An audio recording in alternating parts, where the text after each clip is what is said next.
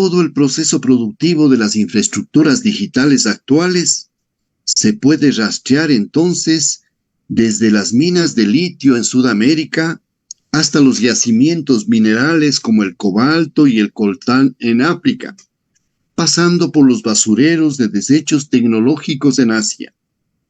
Los costos medioambientales de la computación a escala planetaria también se pueden encontrar en las huellas del carbono, que se genera por entrenar a uno de estos modelos que es igual alrededor de 300.000 kilogramos de emisiones de dióxido de carbono.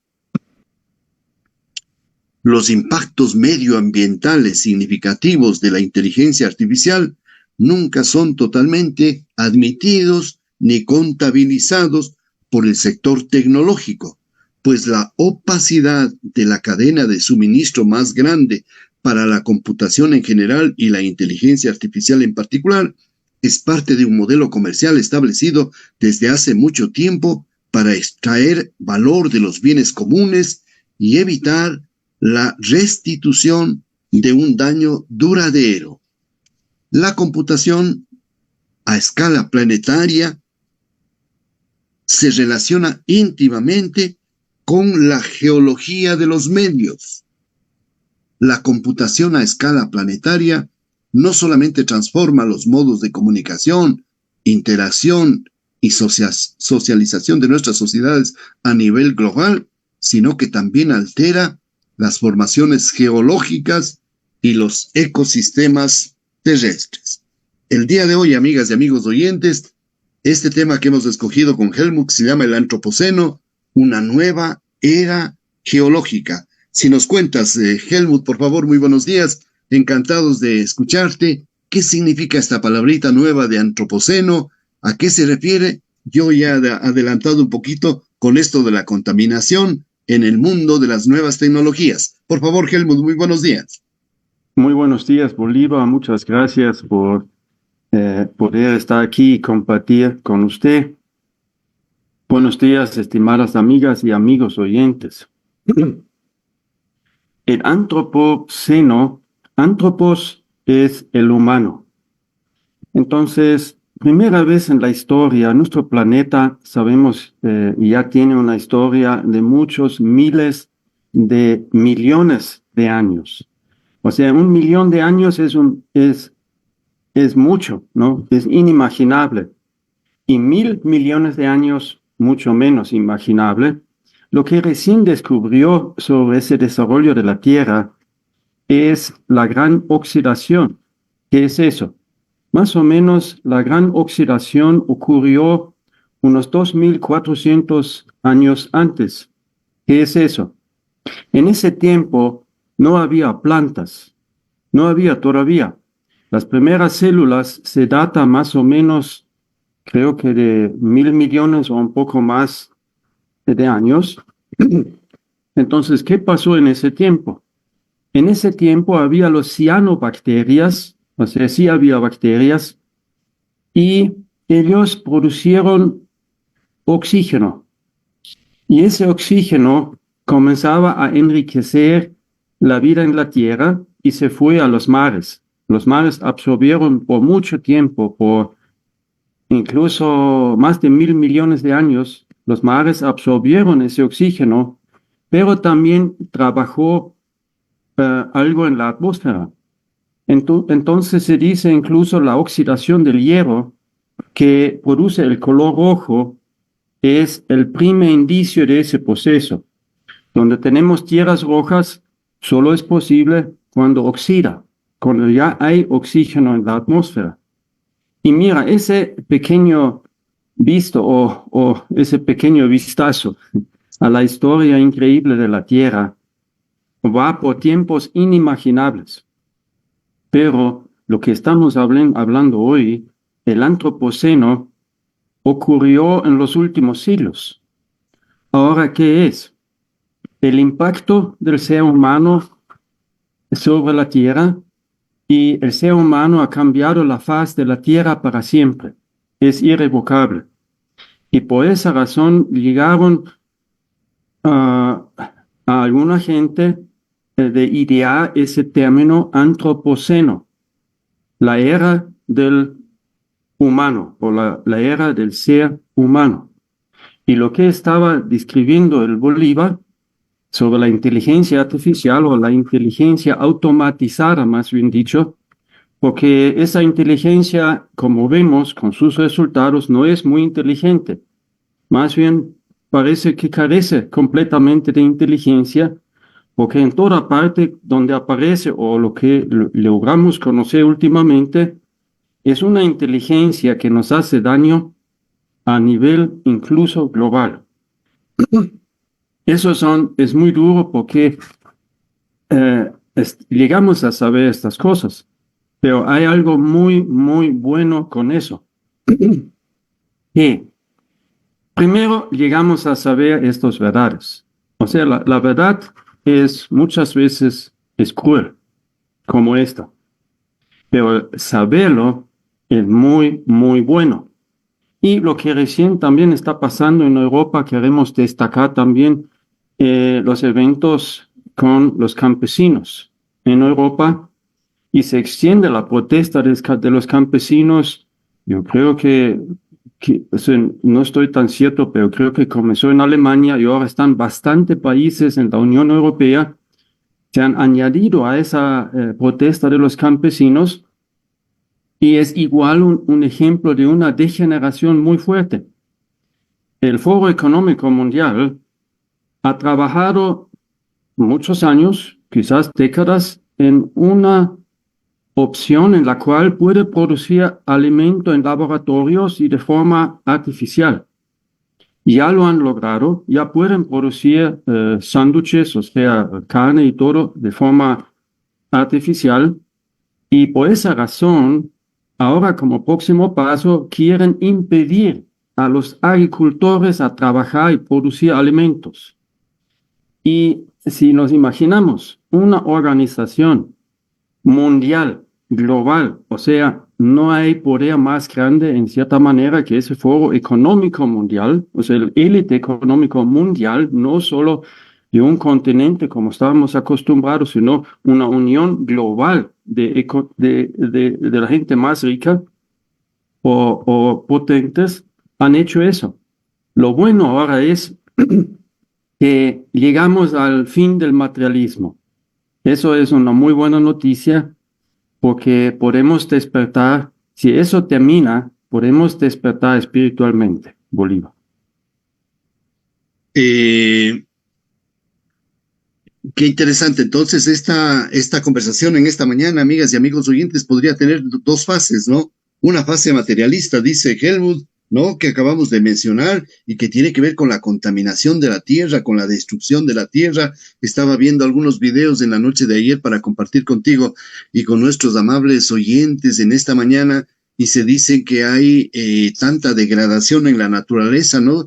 Y ponen el ejemplo de un lago en Canadá, donde empieza a aparecer la gran cantidad de plásticos, ¿no? De químicos, de desechos tóxicos, que está contaminándose la tierra terriblemente. Esa por una parte, y por otra parte, como que hay una esperanza y una luz en la espiritualidad, dices tú, Helmut. Exactamente. Mira, Bolívar, un día sin comer, o digamos dejando solo un plato, puede ser que muchos de nosotros no es tan fácil. O sea, digamos, tengo algo que hacer, algo pasa y no puede almorzar, o pasa algo, no puede desayunar o no puede merendar. Solo dejando una sola comida ya puede hasta dolernos. Quizás otra persona no importa, pero otra persona quizás ni siquiera lo aguanta. Y estamos hablando de dejar una sola comida. Imagínate si no podemos comer por circunstancias un día entero. O sea, el alimento es fundamental, esencial para nuestra vida. O sea, el alimento físico. Y ahora se agrede la agricultura hasta ese nivel. El agricultor, yo nunca me olvido que dijo Darshan Singh, uno de nuestros grandes mentores o increíbles personajes, dijo, la agricultura y el maestro o el profesor son profesiones nobles. ¿Por qué? El uno produce el alimento, el otro educa a nuestros chicos para que sean ciudadanos con valores en este mundo y pueden contribuir algo al mundo. Obviamente eso es noble, ¿no? Pero subestimamos y ya observamos mucho tiempo que el alimento, o sea, quien produce el alimento no significa mucho. Es parte de la sociedad, pero bueno, no. O sea, ha perdido mucho de valor. También la producción agricultor ha perdido mucho de valor en el país ahí ahora. No podemos producir, por ejemplo, trigo, porque el precio mundial es muy por debajo por nuestra producción aquí en el país. O sea, la situación del alimento ha sido degradándose ya por décadas y al final llega al punto máximo y yo creo que por eso yo digo, estamos llegando al fin de la era del materialismo, que es algo, estamos cumpliendo con esa exigencia de vivir bien físicamente en ese mundo, porque ¿cómo puedo decir que se termina? Si los medios que me dan la vida y me hacen posible vivir, que los mismos medios destruyen entonces el mundo, porque la alimentación artificial definitivamente no nos va a mantener sanos. Si eso mismo nos destruye, un desarrollo entero ha llegado a su fin. Y representante de ello ahora no es el agricultor, sino la máximos representantes de economía a nivel global. Yo estoy pensando en tus palabras aplicado a nuestro país, Helmut. En nuestro país es increíble, ¿no? En nuestro país estos dos rubros que tú has señalado, los alimentos y la educación, están en un declive tremendo, ¿no? Por ejemplo, fijémonos con los alimentos.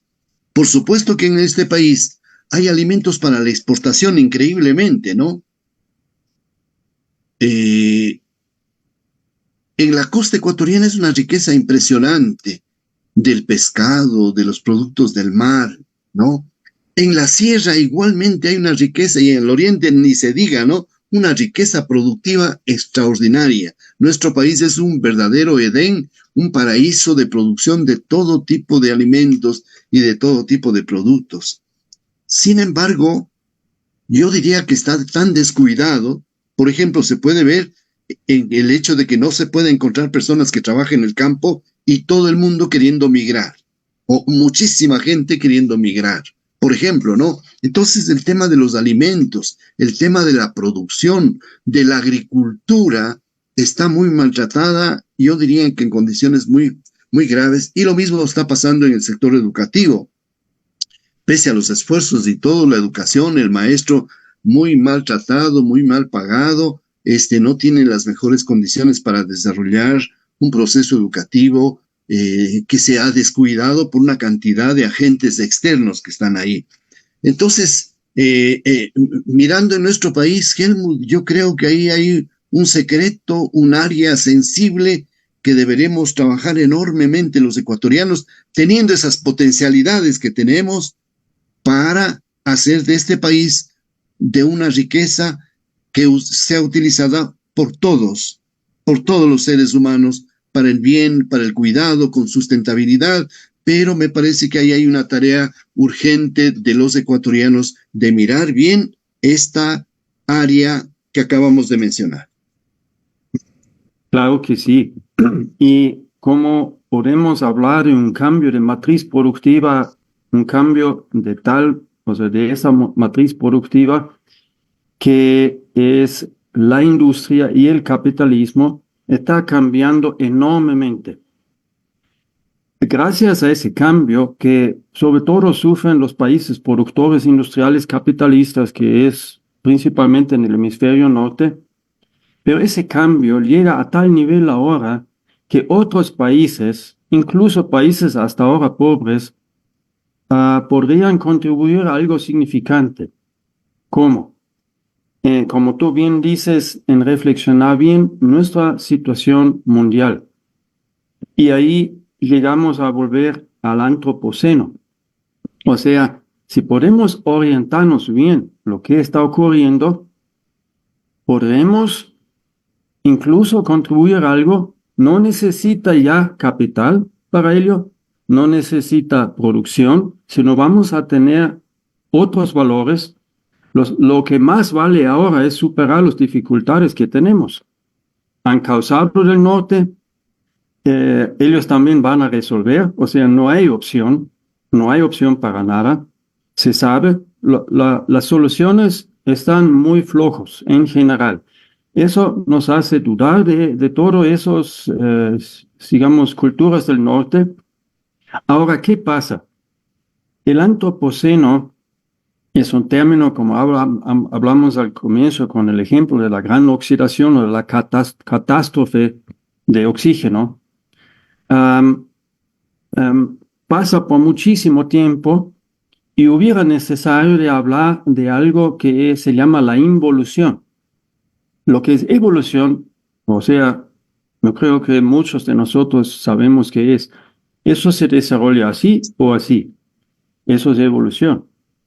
Pero poco hemos entendido que la evolución se desarrolla desde, por ejemplo, del humano, o de una planta, o de un animal, o de la tierra, algo que está.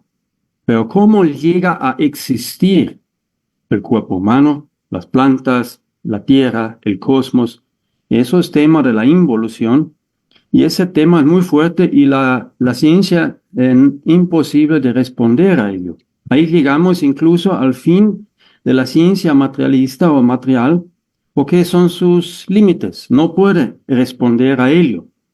Entonces, ese tema hay que enfocar, pero antes de ello, Bolívar quisiera hacernos un poco conciencia sobre la historia de la humanidad.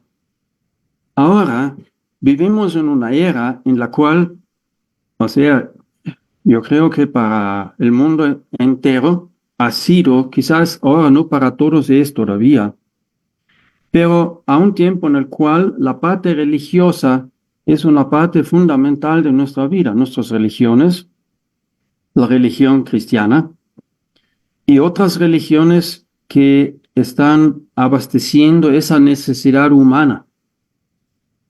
Yo creo que ahora la comunidad cristiana es la más grande del mundo. La primera fe en un solo Dios se ha dado en Persia y se llama el zoroastrianismo. Solo para escucharlo, ¿no? O sea, todas estas fees en un solo Dios que conocemos ahora se han desarrollado en Asia. Es muy interesante. Es religión de Persia. Luego el pueblo de Israel, y luego el cristianismo, y luego los musulmanes. Ellos creen en un solo Dios. O sea, principalmente son estas comunidades en el mundo, incluso ahora actual, y tienen una historia de miles de años. Pero eso no fue siempre así. ¿Qué es la historia de las religiones? El mundo no nace simplemente ser religioso, porque esa trascendentalidad se había que buscar. No existía para el ser humano así, ¿no? Entonces, Asia es muy interesante, porque en las mitologías de Asia nunca se pierde la parte trascendental. Y cuando llega a Europa, se pierde esa parte trascendental en Grecia y ahí prevalece la realidad, o sea, lo que veo y los hechos reales.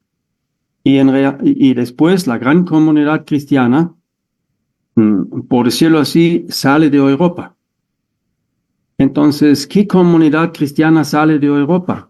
Es muy interesante que por la raíz cultural de Europa, en Grecia, se desarrolla esta cultura europea Y gracias a Jesús, Europa puede redescubrir la parte trascendental, pero en una situación muy diferente.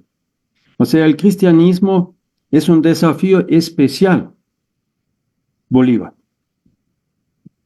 ¿Cómo no? ¿Cómo no? Ese es un fenómeno bien especial, ¿no? Que merece un tratamiento especial, que merece muchos programas y muchas deliberaciones y reflexiones de toda persona, ¿no? ¿Qué papel tiene nuestra religión en nuestra vida personal y en la vida de nuestros pueblos, ¿no?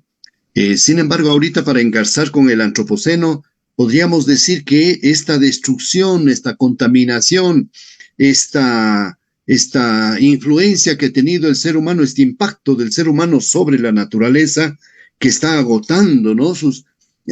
Por otra parte, paralelamente, hay un despertar espiritual impresionante, ¿no, Helmut? Sí, sí, o sea, bueno, yo veo que en media hora abarcar una variedad de temas no alcanzaremos. La parte espiritual despertó en una era que estaba antes de las religiones, en la cual se buscaba la parte trascendental. O sea, buscar la parte trascendental o el despertar espiritual es un movimiento en la misma dirección. Entonces, en tiempos antes de la religión, donde no había religión todavía, se desarrolló eso a través de símbolos. Y antes de ello, se permeó ya el mundo, la cultura humana permeó con conciencia el mundo y desarrolló los alfabetos, las primeras escrituras, y se llama, porque hay muchos alfabetos, el alfabeto del mundo, porque eso es el fondo de desarrollar un alfabeto. Esta conciencia, la conciencia de la humanidad ya logró permear la vida humana en la tierra. El resultado de ello son los alfabetos y entonces escrituras en el mundo entero. Entonces, luego resultó que eso no es suficiente y se buscaba la trascendentalidad a través de los mitos, que hoy en día creo que no podemos entender así como debemos entender. Es más fuerte que la realidad, el mitos. Eso no fue suficiente y se buscó luego esa reconexión con la divinidad, gracias a la cual tenemos las religiones. Ahora, si eso fue antes, ahora, ¿a dónde vamos ahora? Esa es la gran pregunta. Y esa pregunta, en cierta forma, está abierta, pero ese es el desafío actual de la humanidad. Lo bueno es cuando podemos superar con nuestro esfuerzo, o sea, es superar, ¿cómo digo eso? O sea, cumplir todos los esfuerzos posibles para vivir bien en el mundo material, podemos cumplir ese ciclo del materialismo que es algo bueno, ¿no? Que eso también tiene algo malo, o sea, no se puede evitar. Pero si cumplimos ese ciclo, ¿qué nos queda? La necesidad por la parte trascendental. Entonces, gracias a ello, llega ese despertar espiritual, que es una necesidad súper fundamental humana, Bolívar. El peligro que está el mundo, ¿no? Los peligros que tiene el mundo, los peligros en el mundo material, en la naturaleza, en el agua, etcétera, ¿no? Me recuerdan enseguidita una obra de un autor famoso alemán que se llama Walter Benjamin, que dice, que habla de la historia como catástrofe, ¿no? Que la historia nos va llevando hacia un despeñadero que parece incontenible, ¿no? Porque la guerra, la destrucción, el calentamiento global, las hecatombes mundiales están a la orden del día. Y entonces, por eso es que el mundo, en este estado, ¿no? De declive, de degradación, pide otro mundo, pide un cambio de la conciencia, ¿no? Pide una conciencia nueva, una conciencia espiritual, trascendental, de otra naturaleza que quizás encuentre por allí el ser humano la salida para estos riesgos, para este peligro, para este mundo en peligro. Exactamente. Cuando se cumple un círculo de vida, ¿qué pasa? En ejemplo, a una persona es que se vuelve viejita o viejito y cumple con su vida y se va. O sea, cada ciclo de vida es así. Al final es esa parte de la vida que llamamos morir, que no viene de una, sino poco a poco envejecemos y al final este cuerpo queda y la vida en el cuerpo vuelve de donde venía también. Entonces, esta situación con peligros materiales por toda parte, el primer bien que nos hace es despertar a lo que somos de verdad. ¿Qué es el ser humano de verdad? Ahí nos comenzamos a acordar al alma humana. Y esa alma humana es incluso de origen divino. Y sabemos muy bien que la divinidad de cualquier fondo cultural ha sido el comienzo de todo lo que existe hoy y lo que llamamos vida. Entonces nosotros nos reconectamos con esa alma humana, con nuestra parte divina, y eso nos hace posible despertar. Y ahora, no importa a dónde vas, si te informas, lo único es que no te informas.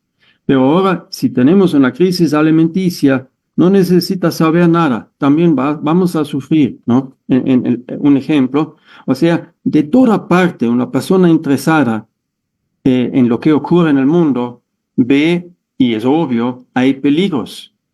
Y es increíble en qué velocidad se está destruyendo la naturaleza, el mundo de las plantas, la flora y la fauna, el mundo de los animales. ¿Con qué velocidad? Hay una gran cantidad de variedades de insectos y demás seres del mundo animal que no van a volver a la vida. No, ya no existen variedades, muchos. Entonces, todo eso nos hace acordar a nuestras limitaciones. Y la materia es limitada y al punto de llegar al límite es donde podemos despertar, porque pasamos un umbral. La clase política no va a elevar su conciencia. Y yo tengo personas conocidas que de buena intención, ¿no? Algunos recientemente electos, en fin, gente noble, que no va a poder cambiar, ¿no? Que no va a poder cambiar esa estructura de la política, esa forma de hacer política. Incluso toda la Asamblea Nacional Legislativa en el Ecuador está diciendo, oiga, no podemos volver a repetir los errores anteriores y se vuelve a hacer lo mismo. Es decir, la clase política no va a elevar su conciencia y por lo tanto los gobiernos no van a poder sino paliar los graves problemas y conflictos que se tiene, cuando aquí hace falta, como hemos dicho, una transformación de la conciencia trascendental del ser humano. Seguro que sí, Bolívar, y se está hablando de un cambio de, ¿cómo lo digo?, de cambio de ciclo, cambio de tiempo, era quizás es mucho dicho, pero ¿cuál es? Hasta ahora hemos vivido según la manera de la tierra, y ahora llegamos a vivir a manera de aire, o sea, el elemento de tierra y el elemento de aire. ¿Qué es la diferencia? Primero, la estructura del elemento tierra es un árbol. Y lo que hay que manejar junto con la tierra es el poder, o sea, la fuerza. ¿Por qué? Dentro de la tierra es guardado una inmensa fuerza. Ahora, el elemento aire es lo contrario, es totalmente diferente. Primero, funciona de forma inteligente, de verdad inteligente, o sea, no inteligente decir y destruir, eso no es inteligente, sino se desarrolla una nueva estructura, la cual se asemeja a las raíces que son, que ya sabemos en el mundo vegetal, las raíces están completamente interconectados y el ejemplo es el sistema neuronal de nuestro cerebro. Tenemos un centro y eso se conecta con otro centro. Y así hay una gran red de vida que se organiza así. El Internet que ya tenemos es ya una manifestación de ese nuevo tiempo porque es organizado así. Todavía tiene elementos que son según la estructura del poder y según la estructura del árbol, o sea, jerárquico. Pero este cambio va a ser, eso no es fácil pensar. O sea, como tú dices, Bolívar, volvemos a hacer lo mismo. ¿Por qué? No hemos llegado al límite último, al límite extremo, ahora estamos llegando ya al umbral para vislumbrar un nuevo orden que sí, de forma de pensar de forma diferente, hace posible que construimos una forma de convivir según el nuevo elemento aéreo, inteligente, organizado inteligentemente, que sí es posible, ya vemos en el Internet, y va a darnos una nueva sociedad muy diferente.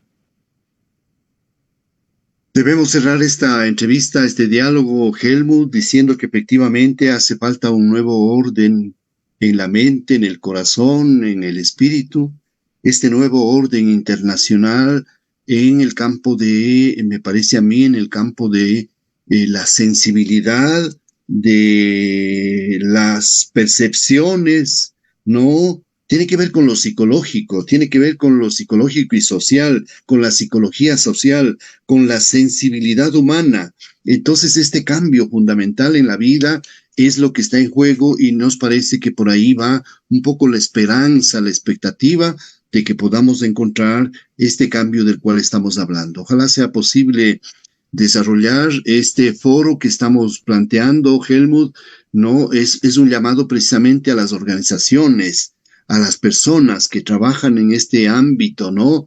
De la espiritualidad, de la conciencia trascendental, del nuevo pensar de la humanidad, de las nuevas sensibilidades, ¿no es cierto? De la construcción psicológica del corazón que nos haga llegar el cambio, ¿no? Que nos muestre, aquí está el cambio, ¿no? Que quizás si podemos mostrar y decir, oiga, por aquí hay una vía de cambio, podamos impactar, podamos contribuir para resolver estos problemas. Por allí quizá podamos caminar un poco, Helmut. Definitivamente lo podemos, ya hay ejemplos. O sea, en la matriz, cambiar la matriz aquí ahora es la matriz de conciencia, la matriz de concepto que manejamos, la matriz del pensamiento mismo que manejamos. Como consecuencia, tenemos nuestra parte, digamos, psicológico y al final material. Y es definitivamente posible. Les voy a contar un hermoso ejemplo. En Holanda hay una empresa social que cuida viejitos. No me acuerdo el nombre ahora, me disculparán, pero tiene 12,000 personas trabajando en la misma empresa y no tiene ni un solo jefe. No existe la administración en términos que nosotros son tradicionales. No tienen jefe. Se llama organización autoorganizadora y funciona tan bien que todos quieren trabajar ahí. Crece increíblemente y funciona excelentemente bien. Hay un científico latinoamericano, chileno, se llama Humberto Maturana, ¿no? Que tiene una obra que se llama, si no estoy mal acordado, el árbol de la humanidad, que sostiene que los organismos vivientes autopoyéticos, ¿no? Son autopoyéticos, es decir, tienen una propia estructura de su propia conducción, que los seres humanos deberíamos tener una sociedad de esta naturaleza, ¿no? Es decir, que conservemos la vida, que hagamos y utilicemos todos los recursos para conservar la vida, para transformar el mundo, para mejorar, para evitar la violencia, en fin, por allí va el credo del mundo en este nuevos tiempos. Helmut, nos despedimos, que pases muy bien, un feliz día para ti y para todos nuestros amigos oyentes, igualmente un feliz fin de semana. Oliva me permite explicar el término autopoético, que quizás mucha gente no entenderán. Autopoético significa que uno desarrolla de forma natural con uno mismo una solución buena para la circunstancia en la cual estamos y lo hace de forma creativa, no con una tradición cierta o acertada que ya conocemos, sino como sea, lo desarrolla libremente, completamente libremente. Muchas gracias y hay mucha esperanza que tenemos una mejor forma de vivir pronto.